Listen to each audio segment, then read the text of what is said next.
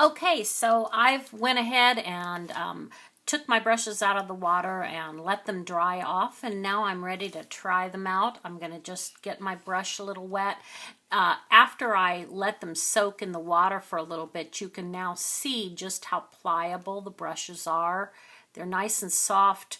From what I can see, they're very tightly situated inside the ferrule, which means that there are no hairs coming out even when you pull the end of the brush. The thing that I really hate is when you do a painting and you get something down on your paper and then all of a sudden you've got hairs, little hairs all over.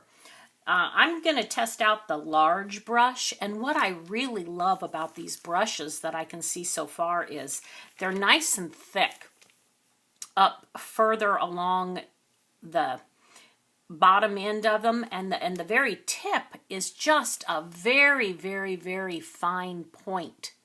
So you can get really teeny tiny thin line. And if you press down, you're going to get a thicker line and then a thin line. See, you can really do a lot of techniques with a nice round brush. I'm using acrylics, but these brushes are great for watercolor, acrylic, gouache, and even oils. You just, depending on what type of paint you use, it's all going to be, you're going to care for them in a different way. But what I like about the brushes so far that I can see is they really do hold a lot of paint because of the thickness of the brush and the line variation that you can get, because the points on these are very, very fine. And I'm going to go ahead and rinse this brush out. Now, I will say, when you're using, when you're working with acrylic, you just want to make sure that when you're finished painting for the day, it's really good to wash these out with water and some soap, brush cleaner or a mild soap. I don't have any in my hand right now, but you just want to rub it in your hand and then rinse it out really well. Don't leave your brushes sitting in the water because that will destroy the tip of the brush.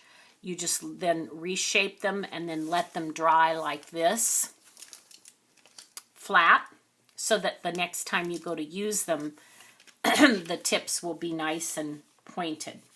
So let's try a little bit of another color with the little teeny tiny brush. And this brush,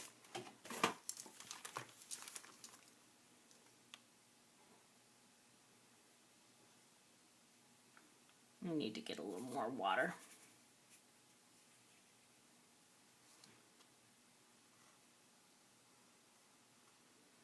The same thing, you can do thin and thicker lines. And because it's so small, you can really get into a lot of fine detail.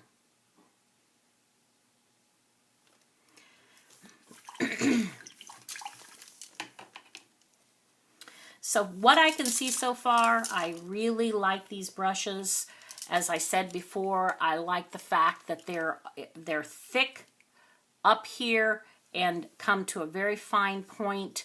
They hold lots of water, lots of paint, which is helpful for when you're you're kind of on a roll and you don't want to have to keep going back and dipping into your paint. They're not shedding any hairs. And I like the fact that they have a nice long handle.